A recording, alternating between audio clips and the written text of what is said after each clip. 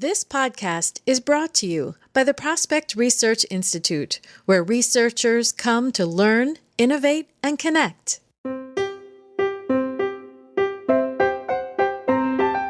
We really take an assertive operational stance of we want to talk to these people. We got to get this done. We got to go. They would be interested in us. They don't know us. I take the position of, wow, they don't know who we are yet. They don't know that we're on the same team. So we need to tell them we're on the same team. So it becomes more of a, let's just get in there and talk to them. Welcome to Prospect Research Chat Bites, a podcast by and for prospect research professionals. I'm Jennifer Filla. Today, I'm talking with Tracy LaMondue, Vice President of Development at American Geophysical Union, also known as AGU. Hello, Tracy. Thank you for joining me today on Chat Bites. Thank you, Jen, for having me. Very excited to be with you. So I thought before we jump into our topic on corporate fundraising, I'd love to hear how you got started in fundraising and also how you came to be at the American Geophysical Union. Oh, my goodness. I started in fundraising at the LA County Museum of Art, and I started in the development office and as a receptionist in the supportive position. I was fresh out of college trying to figure out what I wanted to do, and I always loved people, and communicating with people was important, but I had a business side of me as well. And I became enchanted with the idea of how people connect with organizations to help them be successful and to meet their own personal goals. And that's how I started. And I worked at incredible places in Los Angeles, the LA County Museum of Art, the Los Angeles Zoo, Children's Hospital Los Angeles Foundation, and the University of Southern California before moving east to work at National Wildlife Federation. And then I left there and went to work for Conservation International, National Parks Conservation Association, the Smithsonian Institution. Actually, I left National Parks Conservation Association and joined the staff of AGU. And I've enjoyed every moment of it. Although I started with arts, once I got to the zoo and science just took over, and I started to find that I was really invested in the future of our planet and the future of people on the planet and people and living things on the planet. Yeah, and AGU just covers this vast array of topics. It's pretty amazing to read about the scientists and what they're doing. It is absolutely amazing. There are 25 disciplines that are represented under the umbrella of AGU, and each of them are doing incredible work. They're Earth and space scientists, and so each of those disciplines are doing incredible work to help us enhance our knowledge about the Earth, to become better stewards of the Earth, as well as the larger planet, learning about space. And we were all excited recently with the recovery of the asteroid that they opened just yesterday. NASA had brought back an asteroid, and they opened it and found that it was a mixture of carbon and water. And that's amazing because that's a life source. So yeah, that is amazing. I read about that too. That's wild. So What other planets are there? That's what I want to know. Well, we all want to know that. A few years ago, AGU participated in a program with another organization to look at exoplanets. You know, those planets that are out there that, you know, we have the big planets that we've named and we know where they are, but there are all these other smaller planets that are there. And what's going on those planets? So just the inquiry, the interest in life. We've worked together at Aspire Research Group for more than 5 years now, hard to believe. And although you do everything, you have a full development operation at AGU, I feel like I've learned the most from you when it comes to corporate fundraising. I'm wondering if you have a favorite corporate donor story, you know, a time when you really felt like you did your best work soliciting a gift. My favorite corporate story is going to be a story with Lockheed Martin, who is a wonderful corporate sponsor and partner for AGU. And they were part of AGU prior to my coming to AGU. So they've been a long-term sponsor. And our liaison there, the person who works closely with the organization, who's a Lockheed Martin person, we just had a wonderful meeting of minds and just the conversation around how can we best strengthen our partnership, because we know that we're already aligned in what we want to do. They are very much an incredible science partner, and many of AGU's disciplines are engaged with the work that Lockheed Martin does, the science research, as well as some of the solutions that are developed. And she and I started working to identify how we could build on that relationship and expand it, and particularly expand it for the next generation. They're forward thinking, and I really appreciate that because AGU is forward thinking. Having that partnership of two forward thinking entities together is just been phenomenal. Our partnership has allowed hundreds of young people the opportunity to attend AGU's fall meeting, to participate in programs, to actually meet scientists who are more advanced in their careers, to learn how or what they can do, to network and be mentored. So it's been wonderful.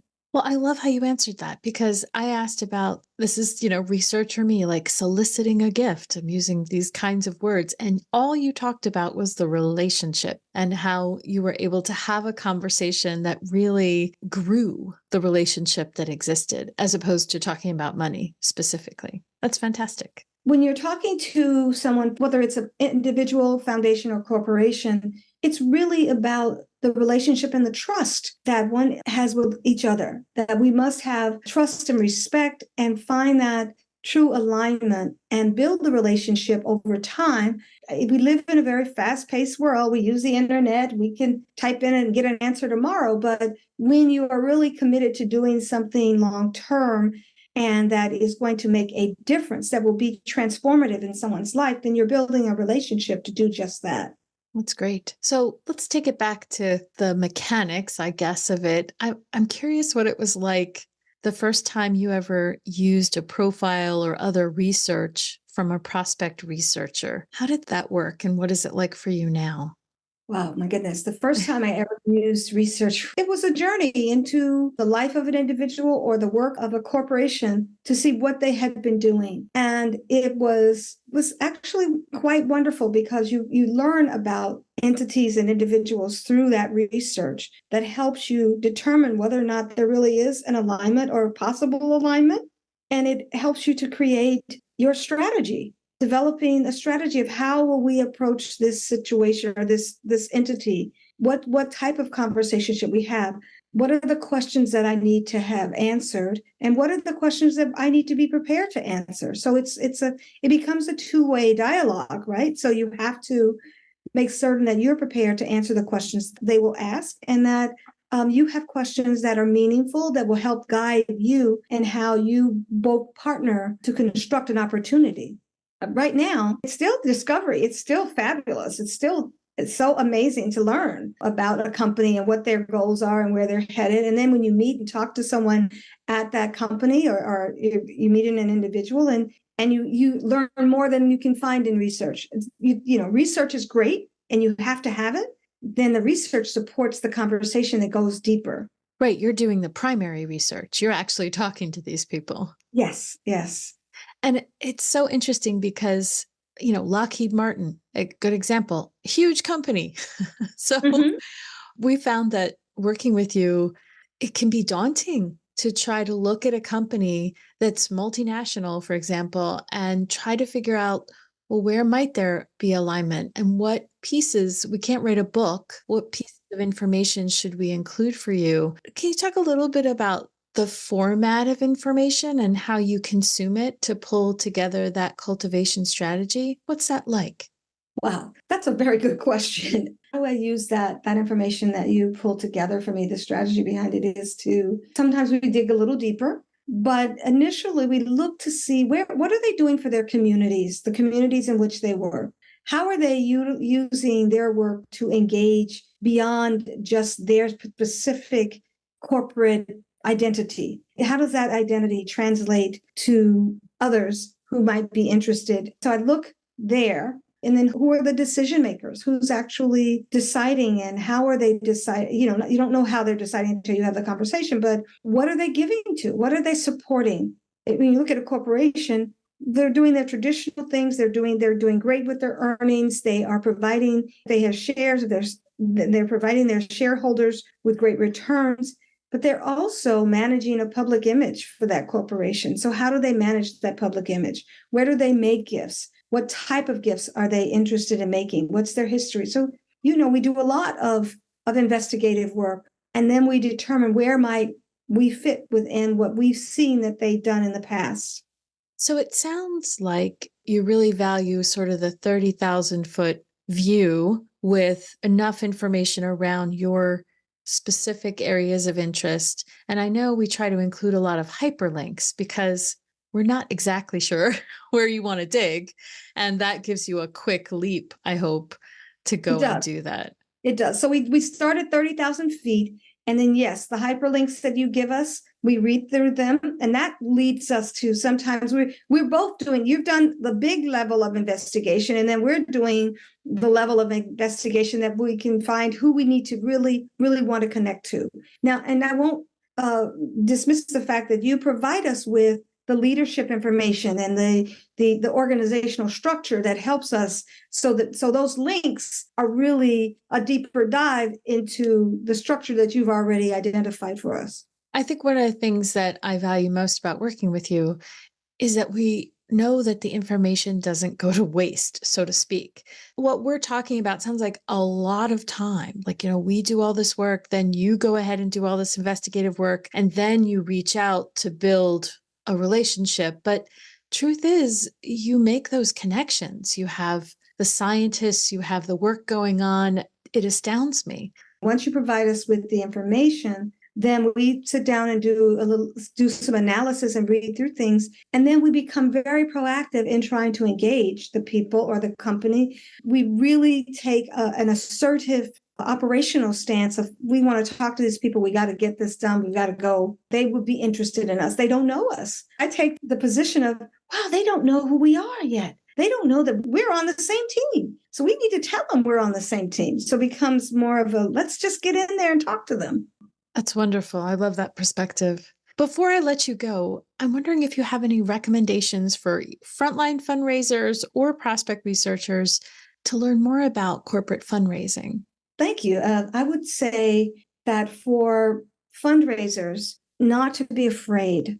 Sometimes the word corporate, people get intimidated. But remember that people really give to people and organizations that they trust. So if you're representing an organization that is trustworthy and that you can demonstrate the work of that organization, you're being transparent with where your goals are and what the organization is doing and helping them to find the alignment, then you will be successful, because those people on the other end at the corporation are extremely busy and they're getting lots of asks. So the easiest way is to ensure that you've already done your homework. So when you speak to them, you're speaking to them specifically about the alignment between your organization and their work goals and organization.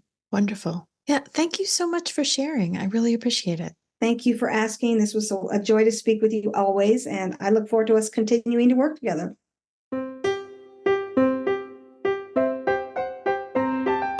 That was Tracy LaMondue, Vice President of Development at American Geophysical Union, also known as AGU.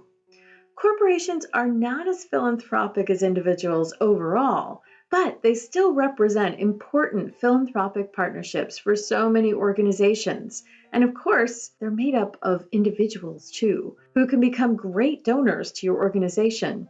If you're interested in learning more about corporate philanthropy, check out Aspire Research Group's ebook, In Good Company, A Guide to Corporate Fundraising. You can find it at library.aspireresearchgroup.com/in-good-company, or look for the link in the show notes.